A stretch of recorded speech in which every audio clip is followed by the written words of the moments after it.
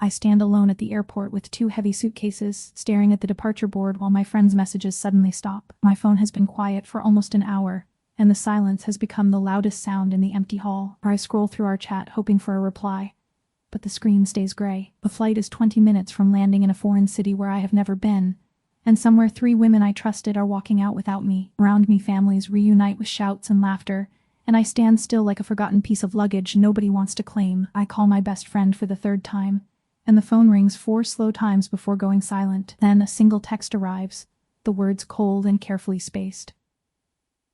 "We are sorry. We could not wait at the empty gate any longer for you tonight." I read it 3 times, searching for warmth that would tell me this was a misunderstanding, but every reading leaves me colder. They are gone, and they did not even stay long enough to lie to my face. The small chime of the message sounds like a lock turning in an empty house. My hands shake as I check my wallet and discover the return tickets, the villa reservation, and the pooled travel money are gone. They took the printed itinerary while I was packing in the next room, and they withdrew our shared travel fund from the small account we opened together. My modest bank balance shrinks to a fraction of what it was yesterday. I think of all the late nights we spent planning this trip, the playlists we made, of the toasts we promised, and I wonder which of those things were ever real.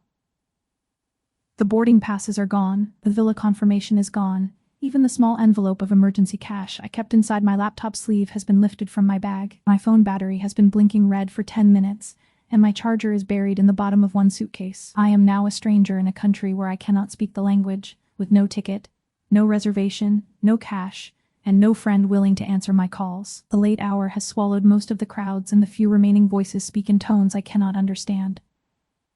I have nowhere safe to go tonight. The charger is wrapped in a sweater I packed for a dinner that will never happen. I think about hailing a cab, but I do not know the currency, the address, or the name of a single hotel I could afford. I sit on a cold bench beside my suitcases and try to breathe slowly, but my breath comes in small ragged pieces. I begin to think about all the warnings my mother gave me about trusting people who laugh too easily, and I feel her voice in my chest like a bell I refuse to hear.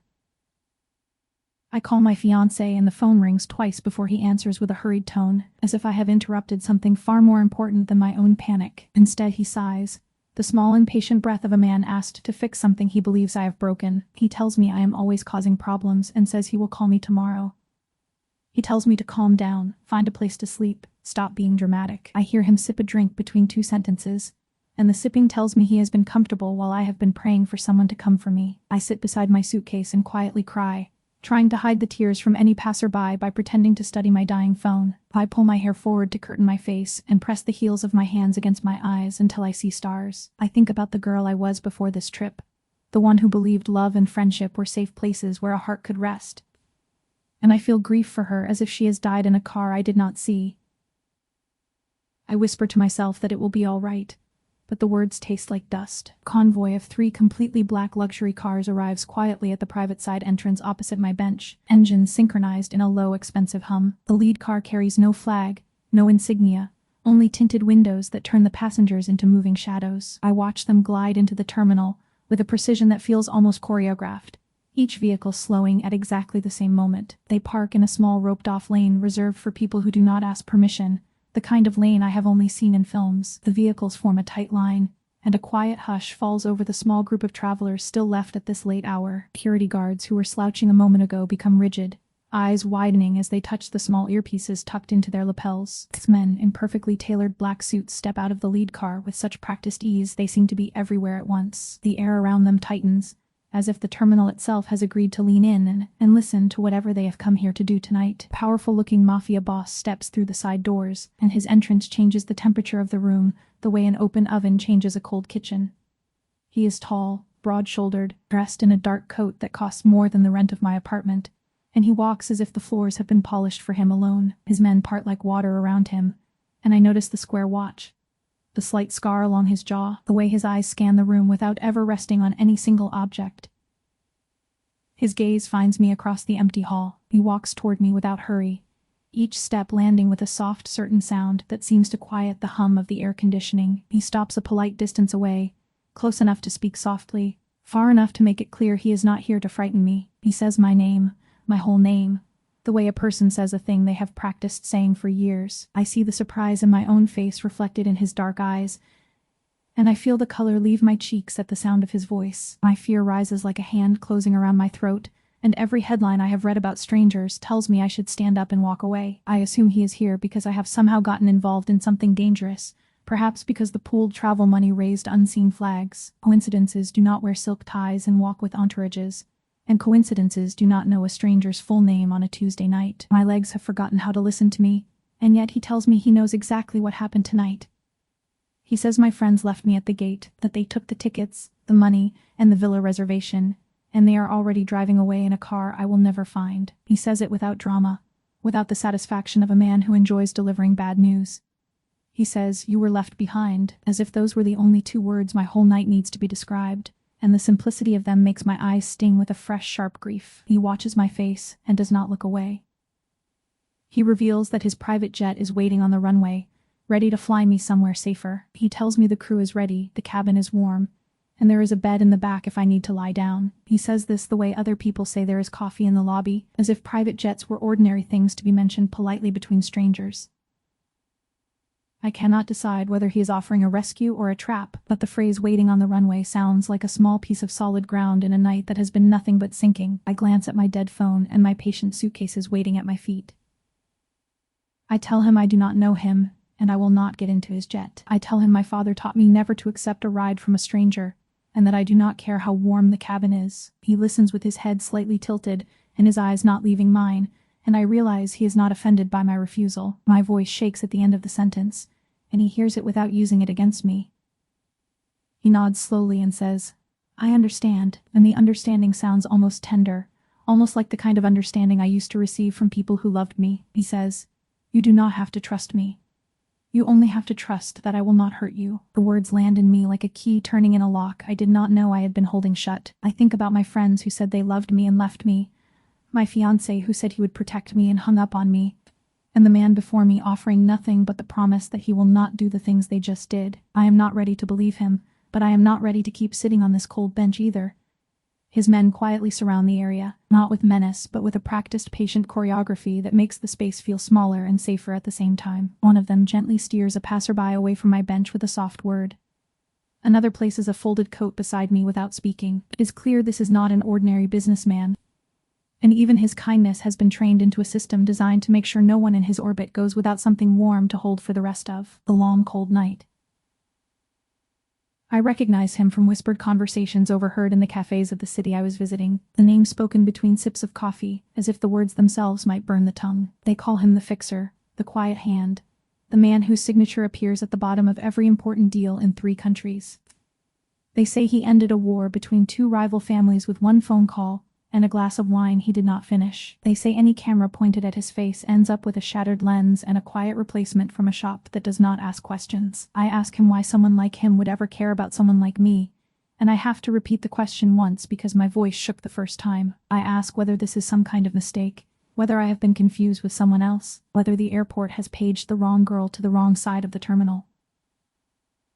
I ask whether he is looking for information, whether I owe a debt I do not remember owing, whether he has come to collect a price I cannot pay tonight. He hears every question aloud and hears the ones I do not ask aloud, the ones I do not have the strength to push past my lips tonight. He looks directly into my eyes, holds my gaze without wavering, and says, "Because someone should have come for you." The sentence is short, but it lands inside me like a bell struck in an empty church, and the ringing fills every part of my chest that I thought had gone numb. He does not say he is a good man, does not say I am special, does not promise me a future he cannot see. He simply says someone should have come for me, and he is here, and the 2 facts are enough for him. The sentence hangs in the small space between us like a single lantern lit to help me find my way out of this night. Against my better judgment, I follow him onto the private jet, and the air inside the cabin smells like soft leather and a faint trace of cedar. The steps fold up behind us, and the noise of the airport disappears as if a door has been closed on the entire world I was just in. The seats are wide and creamy, and there is a small vase of white flowers on the table. A soft voice says, "Welcome aboard, miss," and the word miss has never sounded so politely absurd at the end of such an impossible night. Instead of interrogating me, he leans forward and speaks quietly to a member of his staff, who returns with a tray bearing warm soup, water, a soft roll, and a folded blanket. He says, "You have not eaten, and your hands are shaking, and both of those things can be fixed before we are even in the air." I want to refuse, but my stomach chooses the soup for me, And I take the first spoonful with a small ashamed gratitude I cannot fully hide from the man sitting quietly across from me in the warm cabin. He notices my shaking hands and asks whether I am cold. I tell him I am not cold, only tired, that everything is fine. But he looks at my hands once more, and the look tells me he does not believe me. He unbuttons his expensive coat with careful, unhurried fingers and places it around my shoulders without asking permission. The weight is warm and heavy and smells faintly of his cologne, a scent I will describe to no one and remember on every cold night that comes after this one tonight. I wonder why the most dangerous man in the city is treating me like something precious. And the question loops around my tired mind like a small anxious bird. I wonder if he is playing a long game. I am a pawn in some larger chess match against my friends or my fiancé. If my tears tonight are useful to him in ways I do not yet understand, the possibilities are frightening. But the coat around my shoulders is warm, and warmth tonight is the only thing that is still winning inside me. He gives me the most comfortable seat, the wide cushioned one nearest the window, while he remains across from me in the firmer chair. He presses a small button and the cabin quiets further, as if the jet itself has decided to lean in and listen to my breathing. I feel the small bump of the wheels leaving the runway, the gentle tilt of the plane climbing into a sky that still contains the terminal where my friends left me behind. I press my forehead against the cool glass of the cabin window. I notice a photograph on his small desk, tucked into a silver frame, and the image includes someone from my past. It shows a younger version of the man before me, standing beside others whose names are famous in the city, and beside them is my father. My father, who died when I was 19, who left me no inheritance but a small wooden box of letters and a habit of trusting the wrong people at the wrong times on nights like this one in particular. He reveals that my late father's business once crossed paths with his family. He says my father and his father shared a kind of respect that survives even the ugliest kinds of business. He tells me there was once a debt between the families, not of money but of choice, the kind of debt paid in moments when a single decision changes the direction of two lives at once. He says my father once helped him, not with money or guns, but with a single sentence spoken late at night on a difficult night long ago. He says my father helped him when nobody else would, and the sentence falls into me like a key into a lock. He tells me that on a cold winter night, when he was barely more than a frightened young man carrying the weight of an empire he had not asked to inherit, my father sat at his kitchen table for 2 hours and offered the kind of guidance only an honest man can offer another honest man. He tells me the advice my father gave him changed the shape of his life, and his family's life, and the shape of the city itself. He says protecting me is not charity. It is a debt he is finally repaying. He says my father once told him that if anything ever happened to his daughter, he should look after her the way he would want someone to look after his own. He tucked the sentence away in the place where he keeps the most important promises. He did not imagine the debt would be called in this way, but he says the debt does not care about timing, only about being paid in full by the right hand sometime. The jet lands on a private airstrip not marked on any tourist map, and a long dark car is waiting with its engine running. I am taken to an enormous private estate behind high walls of old stone covered in climbing roses. The house is more a small castle than a home, with tall windows that glow with soft expensive light, and a courtyard that smells like night-blooming jasmine, and the polished smell of marble floors, kept clean by someone who never sleeps in this wing of the estate.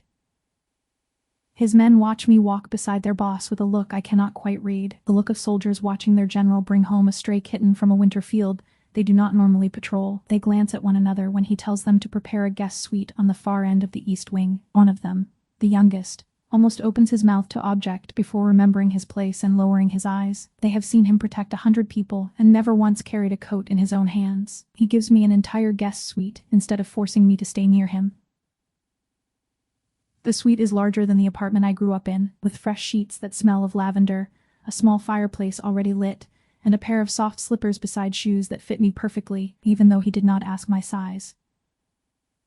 There is a tray with tea and 3 books chosen because he thought I might enjoy them, and the books are exactly the kind I would have chosen for myself on any good afternoon at home. A wardrobe filled with elegant clothes arrives within the hour, carried by 2 silent women who tell me to take whatever I need. The fabrics are soft and the colors flattering, the kind of thing my mother would have called decent in the old-fashioned way she used the word when she meant worthy of a young woman. I have not bought new clothes in 2 years, and seeing so many at once feels like being handed a second chance to be seen by the kind of people I used to be too shy to meet. I tell him, when he stops by to ask if everything is arranged to my liking, that I do not want expensive gifts. My father taught me the smallest things freely given are worth more than the largest things handed over with expectation. He listens without interruption, without the small impatient sighs my fiancé used to give when I said things he considered unnecessary. He says, They are not gifts. They are things you should have had all along. And he says this in a voice so plain that it almost sounds bored, and the boredom is the most convincing part of his sentence tonight. The sentence lands softly but firmly, the way a mother pushes a child gently back onto her feet after a fall. He does not argue with my refusal, and does not ask me to pretend tonight is a costume party where we all wear new faces. He tells me the clothes are an amendment, a small correction of a mistake made long ago, when someone should have made sure I had a winter coat that fit and shoes that did not leak at the seams in the cold rain of a strange city at night. For the first time we sit across from each other at a quiet dinner in a candlelit dining room that feels like the inside of a snow globe. There are only 2 places set at the long table.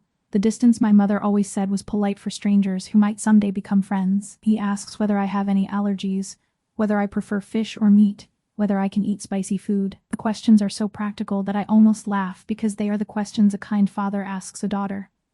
Instead of discussing business, he asks about my dreams, my childhood, the small things I loved when I was small enough to believe the world was a safe place made for me. He asks what I wanted to be when I was 7, and I tell him I wanted to be a librarian.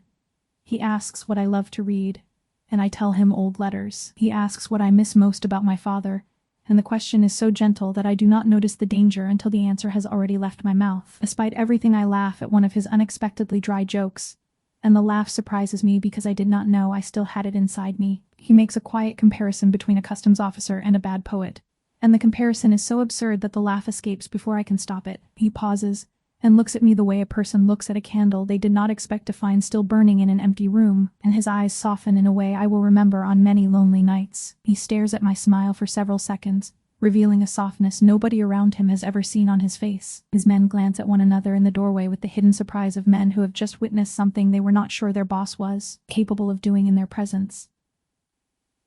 He does not tell me my smile is beautiful, and the absence of rehearsal in his watching feels more honest than any compliment I have ever received from any man who claimed to love me at some point. My fiancé suddenly calls, the small chime breaking through the quiet like an unwelcome guest who has forgotten the address but not the timing. He demands I return home, the way a man demands a possession he has misplaced. He does not ask why I am in a different country, or whether I slept. He repeats home 3 times, as if repetition could turn a word into a place I might actually want to return to after everything he has failed to do for me tonight, and over many months. He claims he was busy, and that I misunderstood everything. He says he was at a work dinner that could not be missed. His assistant was supposed to call me back, and I am overreacting. He says he has always been there for me in the bigger moments, and that this small inconvenience was not worth a late-night international phone call. I hear him sip a drink between sentences, and the sipping is a small sound that tells me he has been comfortable while I have been praying for someone to come for me. I ask him about my friends, gently, as if the gentleness might give him room to admit the truth without being cornered by it. I ask whether he knew they were planning to leave, whether he helped them plan it, whether there is any possible explanation for what happened tonight that does not include the word betrayal.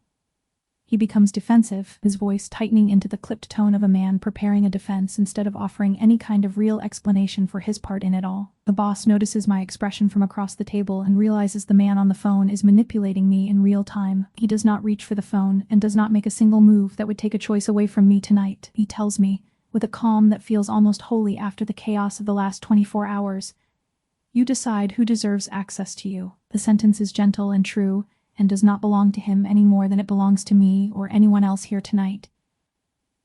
Behind my back, his men investigate what really happened at the airport, because he has asked them to give me space to decide things for myself rather than to be handed conclusions by strangers. They trace the timing of the boarding passes, the moment the QR codes were transferred to another phone, precise window during which the villa reservation was forwarded to a sister account I had never heard of before this night. They discover my friends planned it carefully over 3 days in advance of my arrival. They also discover my friends took money from my account following a deliberate plan, agreed on while I was sleeping 2 rooms away in the same rented apartment.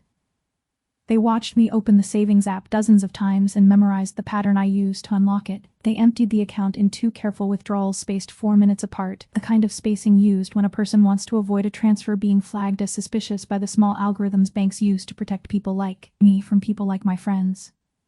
The investigation reveals my fiancé knew they planned to abandon me. They share receipts of messages between him and the ringleader, messages including jokes about how easy it would be to slip away while I was folding laundry in the next room. They share timestamps matching the moments he told me he was busy, the moments I sat in my rented room and wondered why the man I loved sounded less present every night. He knew, he participated, He laughed about it with the women I had believed loved me like a sister. I realized that the man I trusted most did not simply fail me.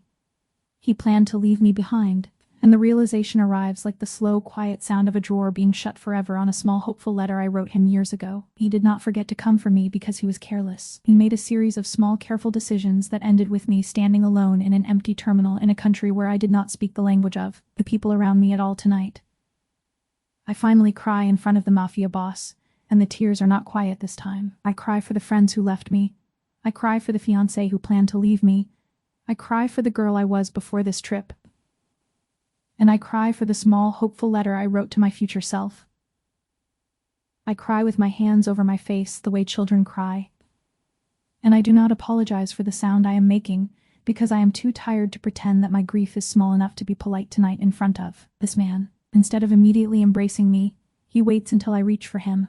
And the waiting is a kind of love I will spend years trying to understand. He sits in his chair and lets me cry until the crying has slowed to a trembling sigh, and he watches me the way a person watches a fire that needs no extra kindling. He does not tell me to calm down, because he understands that telling a grieving woman everything will be all right is more about the comfort of the speaker than my own comfort tonight. For the first time, I willingly hold his hand, and the holding feels less like accepting help and more like returning something I did not know I had been holding out. His hands are warm and steady, the kind of steady that comes from years of staying calm when everyone else around him is running for the nearest exit. He does not squeeze too tightly, and does not pull me closer than I am ready to be pulled. The weight of his grip becomes a small anchor I did not know I was looking for tonight inside this mansion. He admits he noticed me long before the airport incident, with the same calm he uses for everything, as if noticing someone is the kind of thing he does as carefully as he signs his name on important documents. He says he first noticed me months earlier in a setting so ordinary that I almost laugh when he describes it. He was sitting in a cafe near the university where my father taught an unpaid class on ethics, and I was feeding coins to an elderly stranger who had dropped them near the wooden counter of the cafe where he waited. The first time he saw me, I was helping an elderly woman who had dropped a small envelope of coins on the sidewalk outside a bookshop. She was small and fragile and apologizing for being in the way, and I knelt down because the coins were rolling toward the curb. He says he watched from across the street for 3 full minutes and did not look away once because kindness in his world is not common enough to be ignored when it appears in public on a weekday afternoon of the kind he usually spends in meetings. He says kindness was rare in his world, and that I was impossible to forget. He tells me his world is made of deals paid in favors and debts settled in silence. And the rare appearance of an open hand is the kind of thing his mind stores away for safekeeping in the long, quiet hours of his evenings. He tells me his employees know the rule. Never forget the name of a person who is kind by accident, because kindness by accident suggests a heart that has never been trained out of its softness. He reveals that someone has recently been targeting people connected to his family. He tells me 3 of his closest allies have been harassed in the last 6 months. 2 of them followed, one threatened with a letter containing a cruel line only a shadow would know. He tells me the attacks have been careful and almost surgical, the kind of careful that suggests someone inside his circle has been feeding information to a rival quietly waiting for the right moment to make a move against. He tells me my connection to him may have put me in danger. He says the photograph of my father on his desk was not kept secret, the debt my father paid him was not kept private. And a rival paying attention would have noticed the small soft place he keeps for the family of a man who once told him what to do on a cold winter night when nobody else picked up the phone. He says if the rival wanted to send a message that would hurt him in a place he cannot easily bandage, the easiest message would be aimed at me first. He says he can arrange safe passage anywhere I want, the offer given freely without conditions, without the silent leverage I have learned to expect from men who offer help in exchange for something they have not yet named aloud. He tells me there is a small house on a quiet coast where I could live under a name that is not mine, where only the gulls and the rhythm of waves against rocks would reach me on any given afternoon at any time of the year. Instead of leaving, I tell him, for the first time, I feel safe here.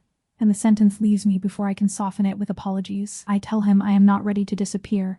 Not because the coast is bad, but because disappearing feels like the same thing my friends did to me, and the same thing my fiancé did to me, and I refuse to do to myself what they did to me tonight.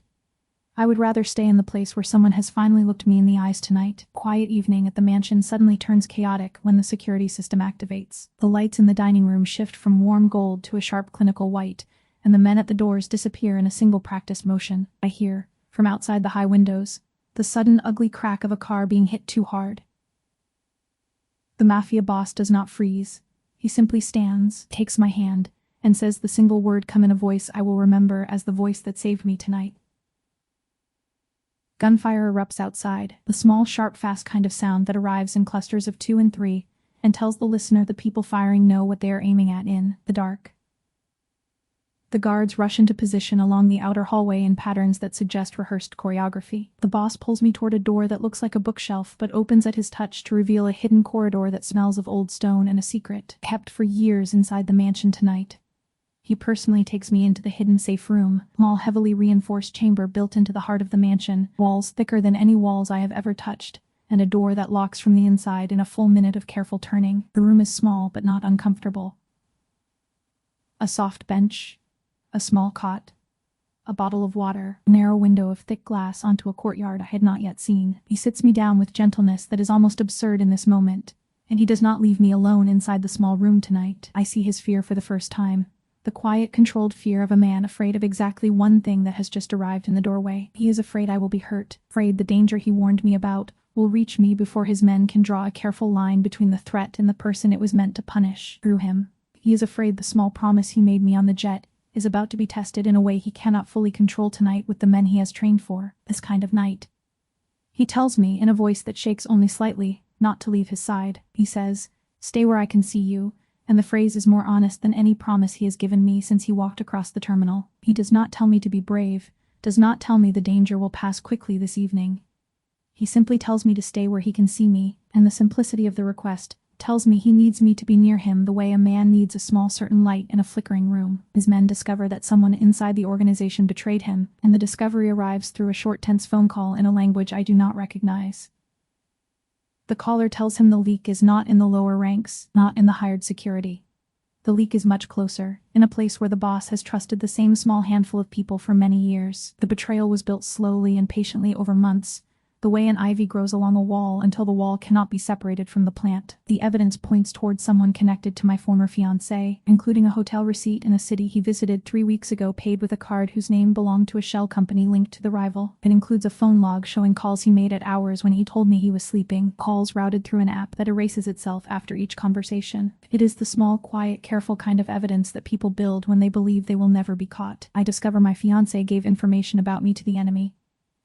He told them I am an easy target, the kind of target a rival could use to send a message without leaving bruises that would require explanations later in the week. He knew enough to describe the kind of woman I am, the kind of friend I am, the kind of woman who would travel with people who pretend to love her. The boss places the folder on the small table between us without drama or apology for what the evidence says inside the pages. The boss loses control, his anger exploding in a way that shakes the small safe room and makes the air feel like the air inside a bell that has just been struck very hard. He does not shout at me, does not throw anything, does not move a single step toward me, and the not moving is the only reason I do not retreat into the corner of the room. He slams his fist once hard into the wall beside the door, and the sound echoes the way thunder echoes inside the ribs of a frightened child. He stops himself mid-motion, his hand still raised, his mouth still open, and he remembers the single promise he made me on the jet, the promise that he will never become someone I have to fear. He apologizes to me, and the apology is quiet and almost broken, the way an apology sounds from a man who did not believe he would ever need to apologize to anyone for losing control of his temper in front of a woman who had trusted him to be careful tonight. He says he promised to keep me safe, and that promise did not include letting his own temper become a danger I have to navigate in the middle of a night that has already taken too much from me.